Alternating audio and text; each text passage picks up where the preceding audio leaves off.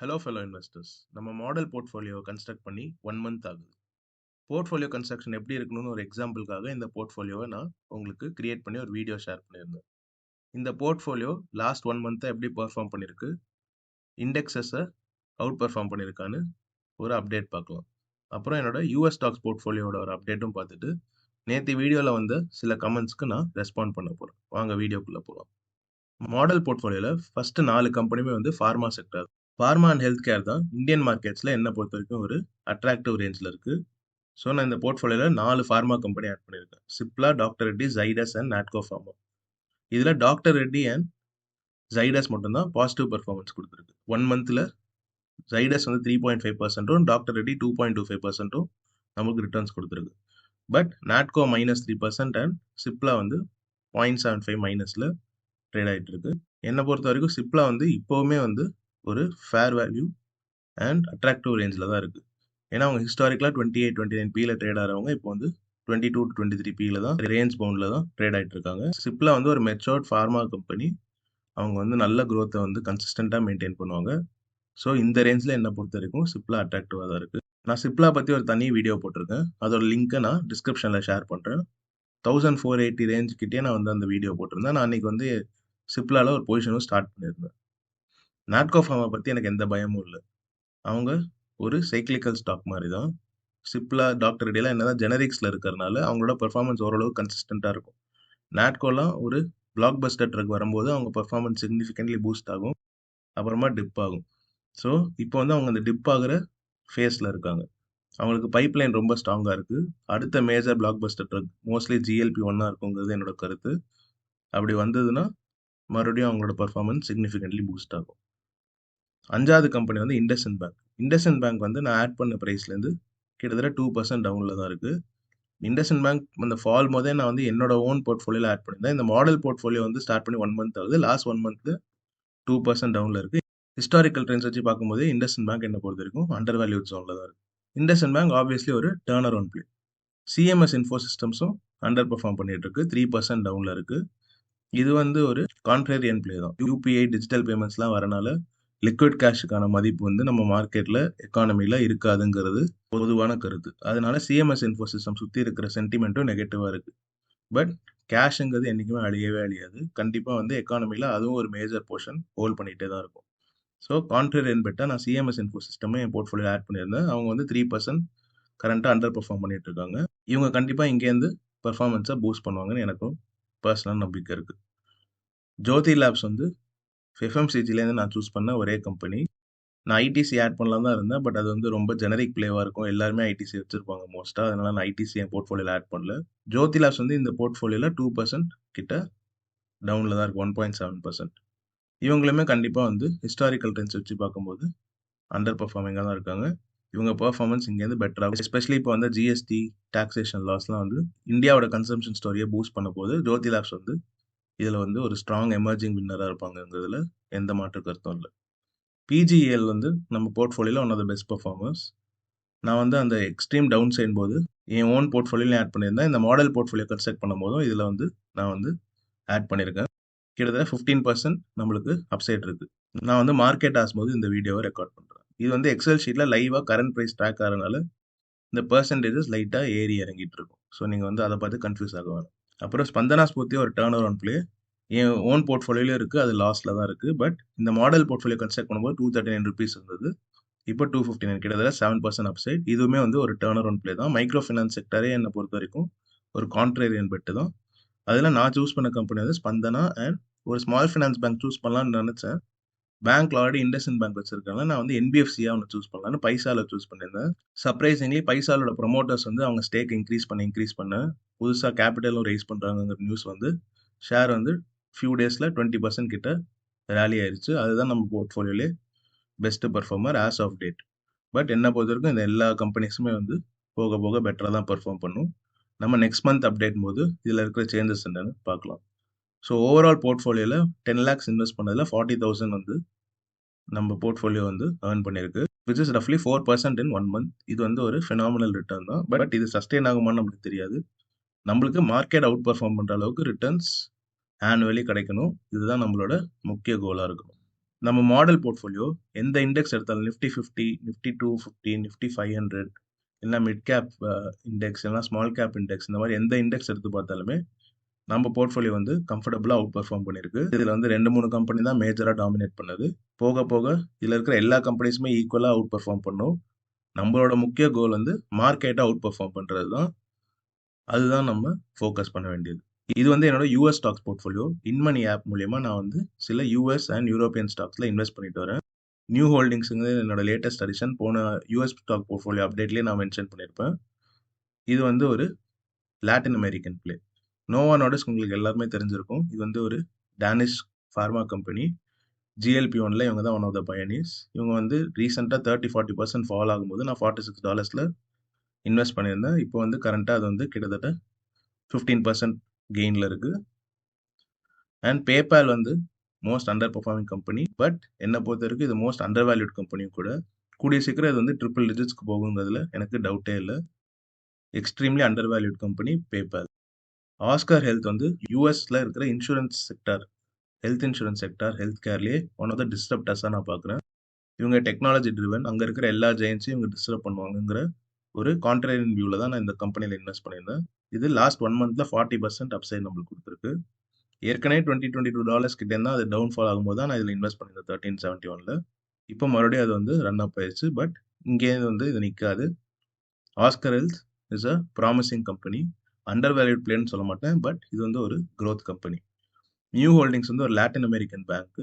இவங்க வந்து digital பேமெண்ட்ஸ்லையும் digital savings அக்கௌண்ட்லையும் பயணியராக இருந்தாங்க இன் பிரேசில், கொலம்பியா. இவங்களையும் நான் வந்து ஏர்னிங்ஸ் ரிப்போர்ட் முன்னாடி அங்கேருந்து போன வீடியோவில் மென்ஷன் பண்ணியிருந்தேன். அங்கேருந்து கிட்டத்தட்ட 25% நம்மளுக்கு அப்சைட் கிடைச்சிருக்கு. ஸோ யூஎஸ் ஸ்டாக் போர்ட்ஃபோலியோ சூப்பராக பெர்ஃபார்ம் பண்ணிட்டு இருக்கு. நான் ஆல்ரெடி ஏப்ரல் வரைக்கும் ஒரு போர்ட்ஃபோலியோ வச்சிருந்தேன். அது எல்லாத்தையும் செல் பண்ணிட்டு நான் வந்து இதெல்லாம் ரீசெண்டாக இது மறுபடியும் ரீபர்ச்சேஸ் பண்ணியிருக்கேன். என்னோட டோட்டல் ஃபண்ட்ஸ் வந்து 15,000. அது வந்து $2,700 வந்து கெயின் பண்ணியிருக்கு, விச் இஸ் 18% கெயின். என்கிட்ட கேஷ் பொசிஷன் $2,000 இருக்குது. தேவைப்பட்டால் நான் மேலும் கேஷ் கூட ஆட் பண்ணுவேன். பட் இப்போதைக்கு நான் ஆட் பண்ணுற ஐடியா என்கிட்ட இல்லை. எனக்கு அண்டர் வேல்யூன்னு படுற கம்பெனிஸ்லையோ இல்லை இந்த கம்பெனிஸ்லையோ மறுபடியும் ரீடிப்ளாய் பண்ணுவேன். நேற்று வீடியோவில் நான் வந்து ஐடிசியோட இபிஎஸ்ஸை 27 வச்சு கேல்குலேட் பண்ணியிருந்தேன். மோஸ்ட் ஆஃப் அஸ் வந்து ஐடிசியை பிஃபோர் ஐடிசி ஹோட்டல் டிமர்ஜரே வந்து வாங்கியிருப்போங்கிற ஒரு அனுமானத்தில் தான் நான் வந்து இந்த இபிஎஸ் கேல்குலேஷனை யூஸ் பண்ணியிருந்தேன். டிமர்ஜருக்கு அப்புறம் ஐடிசியோட கரண்ட் இபிஎஸ் வந்து 16 to 17 தான் இருக்கும். நான் இந்த நோட்டை வந்து ஒரு பின் கமெண்ட்டாகவும் நேற்று வீடியோவில் போட்டிருந்தேன். இன்கேஸ் நீங்கள் மிஸ் பண்ணிட்டீங்கன்னா அதனால தான் இந்த வீடியோவில் நான் உங்களுக்கு அப்டேட் பண்ணுறேன். நேற்றுக்கு வந்து சில கமெண்ட்ஸ்க்கு நான் ரெஸ்பாண்ட் பண்ண போகிறேன். ஒருத்தர் வந்து இந்துஸ்தான் யூனிலிவர் பற்றி கமெண்ட் பண்ணியிருந்தாரு. அதாவது இந்துஸ்தான் யூனிலிவர் வந்து ஐடிசியோட ஒரு பெட்டர் எஃப்எம்சிஜி கம்பெனி. அப்போ ஏன் எல்லாரும் வந்து ஐடிசி தான் வந்து ப்ரிஃபர் பண்ணுறாங்க? நீங்கள் வந்து மார்க்கெட்டில் போய் பார்த்தீங்கன்னாலும் இந்துஸ்தான் யூனிலிவரோட ப்ராடக்ட் ரேஞ்சே வந்து ரொம்ப வேரிடாக இருக்கும். ஐடிசி வந்து அவ்வளோ இல்லை. அவங்க வந்து ஹோட்டல் பிஸ்னஸும் சிகரெட் பிஸ்னஸ் மட்டும்தான் அவங்களுக்கு முக்கியமான ஒரு விஷயம் சொல்லியிருந்தாங்க. இந்துஸ்தான் யூனிலிவர் வந்து எஃப்எம்சிஜியில் டாப் பிஸ்னஸ்லாம், இதில் எந்த டவுட்டுமே கிடையாது. அவங்களோட ஸ்டாக் பி பார்த்தீங்கன்னா 58.1. என்னை பொறுத்த வரைக்கும் இது வந்து ஒரு ஓவர் வேல்யூவேஷன் தான். இதுக்கு முக்கியமான காரணம் என்னன்னா, இவங்களோட பேரண்ட் கம்பெனி யூனிலிவர் நீங்கள் எடுத்து யூரோப்பியன் மார்க்கெட்டாக இருக்கட்டும், யூஎஸ் மார்க்கெட்டாக இருக்கட்டும், அங்கே பார்த்தீங்கன்னா அவங்களுக்கு கொடுக்குற மல்டிபிள் வந்து 20s இல்லைனா வந்து லோவர் தென் 20 டீன் மல்டிபிள்ஸ் தான் வந்து அங்கே கொடுத்துருக்காங்க. இந்தியாவில் லிஸ்ட் ஆன யூனிலிவருக்கு வந்து 58p. இது இதுக்கு முக்கியமான காரணம் என்னவா இருக்கும் நீங்கள் நினைக்கிறீங்க? இதே தான் நீங்கள் நெஸ்லேலையும் பார்க்க முடியும். நெஸ்லே வந்து ஃபாரின் மார்க்கெட்ஸில் ரொம்ப அண்டர் வேல்யூடாக இருக்குது. 17-18p கிட்ட ட்ரேட் ஆகிட்டு இருக்கு. பட் நம்ம ஊரில் 70-80p கிட்ட ட்ரேட் ஆகிட்டு இருக்கு. அதனால இந்துஸ்தான் யூனிலிவர் ஒரு நல்ல கம்பெனி இல்லை, எஃப்எம்சிஜியில் அது வந்து ஒரு நல்ல கம்பெனி இல்லைங்கிற காரணத்துக்காக நான் ஐடிசியை ப்ரிஃபர் பண்ணவே இல்லை. இந்துஸ்தான் யூனிலிவரோட வேல்யூவேஷன் கம்பேர் பண்ணும்போது எனக்கு ஐடிசியோட வேல்யூவேஷன் அட்ராக்டிவாக இருக்குங்கிற ஒரே காரணத்துக்காக தான் நான் வந்து ஐடிசியை ப்ரிஃபர் பண்ணேன்.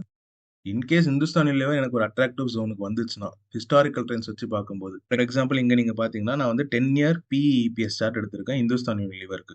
அவங்க மீடியனா 61 PE கிட்ட ட்ரேட் ஆகியிருக்காங்க. இப்போ 58 கிட்ட இருக்காங்க. ஸோ கிட்டத்தட்ட அவங்க ஃபேர் வேல்யூ கிட்ட தான் இருக்காங்க. எனக்கு வந்து அவங்க இன்னும் அந்த அண்டர் வேல்யூட் ஜோனுக்கு போகல. மார்ச் 25ல பார்க்கும்போது 49 PEல இருந்திருக்காங்க. அப்போ வந்து அவங்களோட ப்ரைஸ் என்னவா இருந்திருக்கும்? அதே மார்ச்சில் அவங்க ப்ரைஸ் வந்து 2174 இருக்கும்.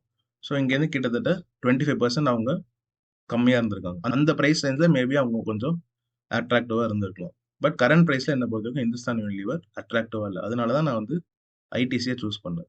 ப்ளஸ் ஐடிசிக்கு இருக்கிற ஒரு அட்வான்டேஜ் நேற்று வீடியோவில் நான் மென்ஷன் பண்ணியிருந்தேன். என்னதான் வந்து சிகரெட் பிசினஸ் தான் அவங்களோட பிரைமரி growth-ஆ இருந்தாலும், அவங்களுக்கு வந்து ஃப்ரீ கேஷ் ஃப்ளோ ஜெனரேட் பண்றதே வந்து இந்த சிகரெட் பிசினஸ் தான். அதுலேருந்து கிடைக்கிற ரெவென்யூ அண்ட் ப்ராஃபிட்ஸ் வந்து ஃபினாமினலி ஹை. அத வந்து அவங்க எஃப்எம்சிஜி பிசினஸ க்ரோ பண்றதுக்கு ரொட்டேட் பண்றதுனால, அவங்க எஃப்எம்சிஜி பிசினஸ் மத்த எஃப்எம்சிஜி கம்பெனிஸ விட matured companies like Hindustan Unilever, Dabur, Colgate, Marico, Nestle இவங்களெல்லாம் விட ஐடிசியோட எஃப்எம்சிஜி பிசினஸோட growth வந்து ஹையரா இருக்கிறதுக்கான வாய்ப்பு ரொம்பவே அதிகம். முக்கிய காரணம் free cash flow. Free cash flow பத்தி உங்களுக்கு ஒரு வீடியோ வேணும்னா கமெண்ட்ஸ்ல சொல்லுங்க. நான் அத பத்தி உங்களுக்கு டீடைல்டா டிஸ்கஸ் பண்றேன். ஃப்ரீ கேஷ் ஃப்ளோ வச்சு எப்படி ஒரு கம்பெனிய எவாலுவேட் பண்றதுன்னும் நான் அந்த வீடியோல போடுறேன். உங்களுக்கு வேணும்னா கமெண்ட் செக்ஷன்ல சொல்லுங்க. ஸோ என்ன பொறுத்தவரைக்கும் முக்கியமான காரணம் இந்துஸ்தான் யூனிலீவர் வேல்யூவேஷன் தான். அதர்வைஸ் இந்துஸ்தான் யூனிலீவர் அட்ராக்டிவ் வேல்யூவேஷன்ல இருந்தா I would obviously pick Hindustan Unilever as much as I pick ITC. But current வேல்யூவேஷன்ஸ்ல ITC is more attractive. In fact நான் ஜோதி லேப்ஸ் பிக் பண்றதுக்கு காரணமே வந்து வேல்யூவேஷன்ஸ் தான். Hindustan Unilever is obviously way better company தான் Jyothy labs. But Jyothy labs pick பண்றதுக்கான காரணம் அவங்க வேல்யூவேஷன் வந்து ஹிஸ்டாரிக்கல் ட்ரெண்ட்ஸ் வச்சு பார்க்கும்போது ரொம்பவே அண்டர் வேல்யூடா இருக்கு. இந்துஸ்தான் யூனிலீவர் 50 PE கீழே போச்சுன்னா அப்போ வந்து நீங்க யோசிக்கலாம் இந்துஸ்தான் யூனிலீவர்ல இன்வெஸ்ட் பண்றது. ஸோ ரிசெஷன் மார்க்கெட்டே டவுன் டர்ன்ல இருக்கும்போது தான் நம்மளுக்கு இந்துஸ்தான் யூனிலீவர் போன்ற மெச்சூர் கம்பெனிஸ்ல ஆப்பர்ச்சுனிட்டியே கிடைக்கும். அதுக்கு வெயிட் பண்ணி தான் நம்ம பிக் பண்ண முடியும். இன்னொரு கமெண்ட் வந்து விஷால் மெகா மார்ட் பத்தி வந்துச்சு. விஷால் மெகா மார்ட் வந்து 70,000 crore மார்க்கெட் கேப் இருக்கிற கம்பெனி. ஸோ இவங்க வந்து ஒரு medium to large cap company தான். இவங்க பிஇ வந்து 103ல இருக்கு. பட் பிஇ 103ல இருக்கிற ஒரே காரணத்தால இவங்க வந்து ஓவர் வேல்யூடுன்னு நான் சொல்ல மாட்டேன். விஷால் மெகா மார்ட்டோட ப்ராஃபிட் அண்ட் லாஸ் ஸ்டேட்மெண்ட் எடுத்து நீங்க பார்த்தாலும் மார்ச் 20 அவங்களோட இபிஎஸ் வந்து 0.1 தான் இருந்திருக்கு ஏர்னிங்ஸ் பர் ஷேர். ஆனா மார்ச் 2025ல அவங்களோட இபிஎஸ் 1.37. ஸோ கிட்டத்தட்ட 13 டைம்ஸ்க்கு மேல அவங்களோட இபிஎஸ் இவங்க க்ரோ பண்ணிருக்காங்க within a span of 5 years. Next 5 இயர்ஸும் அவங்களால இதே growth ரேட் மெயின்டைன் பண்ண முடியாம இதுல பாதியா குறைச்சாலும் அவங்க இபிஎஸ் வந்து இங்கேருந்து ஒரு 4 to 5 டைம்ஸ் க்ரோ ஆகிறதுக்கான வாய்ப்பு நிறையவே இருக்கு. ஸோ இந்த growth ரேட்டுக்கு கொடுக்குற ப்ரீமியம் தான் வந்து இந்த ஹை பிஇ மல்டிபிள் 103 பிஇ கொடுத்துருக்காங்களே இந்த growth ரேட்டுக்கு தான். ஸோ விஷால் மெகாமார்ட் என்ன பொறுத்த வரைக்கும் ஒரு ஓவர் வேல்யூட் கம்பெனியா இல்லையாங்கிறத நம்ம ஃபுல் ரிப்போர்ட்டும் எடுத்து அவங்களோட பெர்ஃபார்மன்ஸ் எப்படி இருக்குன்னு பார்த்து தான் நம்மளால கண்டுபிடிக்க முடியும். நான் வந்து மேலோட்டமா கிடைக்கிற வேல்யூவேஷன் மெட்ரிக்ஸ் வச்சு மட்டும் தான் சொல்றேன். அவர் முக்கியமா மென்ஷன் பண்ணது வந்து இந்த ஷேர் ஹோல்டிங் பேட்டர்ன் தான். இன்ஸ்டிடியூஷன்ஸ் டிஏஎஸ் வந்து அவங்களோட பொசிஷனை சிக்னிஃபிகண்டாக க்ரோ பண்ணிட்டே வராங்க. 9லேருந்து 27% க்ரோ பண்ணியிருக்காங்கன்னு அவர் மென்ஷன் பண்ணியிருக்காரு. பட் இதில் முக்கியமாக நம்ம பார்க்க வேண்டியது அவங்களோட ப்ரொமோட்டர் ஹோல்டிங். ஸோ அவங்க ப்ரொமோட்டர் 76%லேருந்து 54% கம்மி பண்ணியிருக்கிறதுனால தான் அந்த ப்ரொமோட்டர் ஹோல்டிங்கை தான் டிஏஎஸ் வாங்குறாங்க. ஸோ இதில் வந்து நம்மளுக்கு ஒரு பெரிய அட்வான்டேஜோ அட் த சேம் டைம் இது வந்து ஒரு பேட் சைனாவும் கிடையாது. இந்த ஒரு காரணத்துக்காக மட்டும் விஷால் மெகாமார்ட்ல இன்வெஸ்ட் பண்ணணுமா வேணாமாங்கிறது ப்ரொமோட்டர்ஸ் அவங்க ஸ்டேக்கை இன்க்ரீஸ் பண்ணியிருந்தாங்கன்னா அது வந்து ஒரு நல்ல சைன். ஏன்னா ப்ரொமோட்டர்ஸ் வந்து இந்த கம்பெனியோட ஃபியூச்சர் எப்படி இருக்குங்கிற ஒரு விஷன் இருக்கும். அவங்களே அவங்க ஸ்டேக் இன்க்ரீஸ் பண்ணும்போது அது வந்து ஒரு நல்ல சைன். இதுதான் வந்து பீட்டர் லின்ச்சோ அவர் புக்கில் மென்ஷன் பண்ணியிருப்பாரு. பட் இன்ஸ்டிடியூஷன்ஸோ இல்லை சூப்பர் இன்வெஸ்டர்ஸோ வந்து ஒரு கம்பெனியில் இன்வெஸ்ட் பண்ணுறாங்கங்கிறது காரணத்துக்காக நம்ம வாங்கணும்னா நம்ம வந்து இன்வெஸ்ட்மெண்ட்டில் பெரிய ரிட்டர்ன்ஸ் பார்க்கறது ரொம்பவே கஷ்டம். ஏன்னா அவங்க என்ன கன்விக்ஷனோட வாங்குறாங்க, அவங்க வந்து இது ஒரு ட்ரேடாக வாங்குறாங்களா இல்லை லாங் டேர்ம் ஹோல்டிங்காக வாங்குறாங்களா, ஈக்விட்டி ப்ரிஃபர்ட் ஷேர்ஸாக வாங்குறாங்களா, இதெல்லாம் நம்மளுக்கு வந்து டீட்டெயில்ஸ் ஃபுல்லாக கிடைக்காது. So institutions or super investors வாங்குறதுக்காக நம்ம வந்து ஒரு ஸ்டாக் பின்னாடி சேஸ் பண்ணுறது என்னை பொறுத்த வரைக்கும் ஒரு நல்ல இன்வெஸ்டருக்கு அழகே கிடையாது. பப்ளிக் ஹோல்டிங்ஸ் வந்து கம்மியாயிட்டே வருது. ஓரளவுக்கு நம்மளுக்கு அட்வான்டேஜஸாக இருக்க வாய்ப்பு இருக்குது. So valuation wise Vishal Megamart ரொம்ப ஓவர் வேல்யூட் கிடையாது. அவங்களோட பிஇ 103 வந்து அவங்க growth ரேட்டுக்கு ஜஸ்டிஃபைபிளாக தான் இருக்குங்கிறது என்னோட பர்சனல் கருத்து. பட் இந்த கம்பெனியை இன்னும் டீப் டைவ் பண்ணி ரீசர்ச் பண்ணி தான் இன்வெஸ்ட் பண்ணணுங்கிறது என் பர்சனல் ஒப்பீனியன். இந்த வீடியோ உங்களுக்கு யூஸ்ஃபுல்லாக இருந்தால் லைக் பண்ணுங்கள், உங்கள் ஃப்ரெண்ட்ஸ் அண்ட் ஃபேமிலிக்கு ஷேர் பண்ணுங்கள். இந்த சேனலுக்கு சப்ஸ்கிரைப் பண்ணி என்னை சப்போர்ட் பண்ணுங்கள். தேங்க்யூ.